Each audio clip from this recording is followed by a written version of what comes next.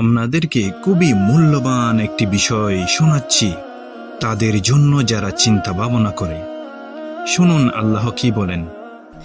আল্লাহ বলেন, এবং জমিনে বিভিন্ন শস্য ক্ষেত্র রয়েছে একটি অপরটির সাথে সংলগ্ন, এবং আঙ্গুর বাগান আছে আর শস্য ও খেজুর রয়েছে, একটির মূল অপরটির সাথে মিলিত এবং কতক মিলিত নয়।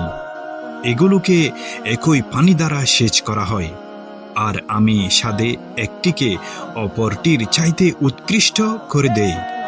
এগুলোর মধ্যে অবশ্যই নিদর্শন রয়েছে তাদের জন্য যারা চিন্তা ভাবনা করে।